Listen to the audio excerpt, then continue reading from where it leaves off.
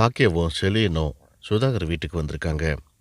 சுதாகர் கிட்ட செலியன் தனியாக உட்காந்து பேசிகிட்டு இருக்காரு. சுதாகர் கிட்ட செலியன் பாக்கியா புதுசாக ஆரம்பித்த அந்த ரெஸ்டாரண்ட்டோடைய வீடியோவை காட்டிகிட்டு இருக்காரு.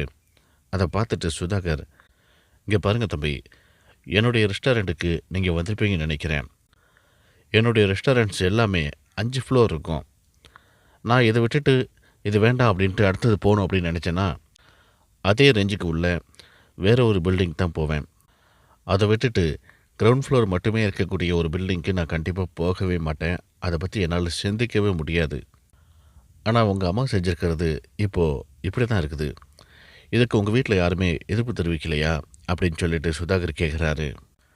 இல்லை அங்கிள், எங்கள் வீட்டில் உள்ளவங்களுக்கு கண்டிப்பாக இதில் விருப்பம் இல்லை. இருந்தாலும் அம்மா ஒரு சின்ன பிளேஸ்லேருந்து தான் இவ்வளோ பெரிய உயரத்துக்கு வந்தாங்க. அதை நிரூபித்து காட்டியிருக்காங்க. அதுக்காக தான் அம்மா சீக்கிரமாகவே அந்த மாதிரி ஒரு நிலைமைக்கு வருவாங்க அப்படின்ட்டு நாங்கள் நம்புகிறோம் அப்படின்ட்டு செலியன் சொல்கிறாரு. இங்கே பாருங்கள் தம்பி, ஒரு சில விஷயங்களை நாம் ஃபோர்ஸ் பண்ண முடியாது. ஆனால் சில விஷயங்களை கண்டிப்பாக ஃபோர்ஸ் பண்ணி தான் ஆகணும் அப்படின்னு சொல்லி இங்கே சொல்லிகிட்ருக்காரு. அதுக்குள்ளே பாக்கியா உள்ளேருந்து வெளியே வராங்க. என்ன செலியா, போகலாமா அப்படின்னு சொல்லி கேட்குறாங்க. சுதாகர் பாக்கியாவை பார்த்து, நீங்கள் புதுசாக ஆரம்பிச்சிருக்கக்கூடிய அந்த ஹோட்டலுக்கு நான் வாழ்த்து சொல்லலாம் அப்படின்னு தான் நினைக்கிறேன். ஆனால் என்னால் சொல்ல முடியல.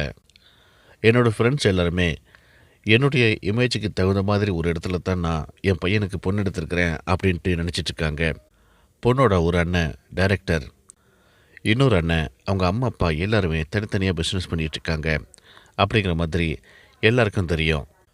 ஆனால் இப்போது நீங்கள் எவ்வளோ பெரிய பணக்காரராக இருக்கீங்க, ஆனால் உங்கள் சம்மந்தி ஒரு கையேந்தி பவனை வச்சு நடத்திட்டு இருக்காங்களே அப்படின்னு சொல்லி கேட்டால் நான் என்ன சொல்லுவேன் அப்படின்னு சொல்லி சுதாகர் கேட்குறாரு.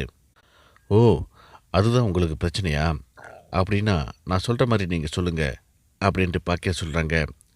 என்ன அப்படின்ட்டு சுதாகர் கேட்குறாரு. நான் அந்த வீட்டில் சம்மந்தம் பண்ணும்போது அந்த வீட்டில் அவங்க ரெஸ்டாரண்ட் தனியாக தான் வச்சுருந்தாங்க. ஆனால் சம்மந்தம் பண்ண பிறகு தான் அந்த ரெஸ்டாரண்ட் எல்லாமே போயிடுச்சு. அதுக்கு முக்கிய காரணமே நான் தான் அப்படின்னு சொல்லுங்க அப்படின்னு பாக்கியா சொல்கிறாங்க. இதை கேட்ட சுதாகர், செலியன் 2 பேருமே சாக்காய் நிற்கிறாங்க.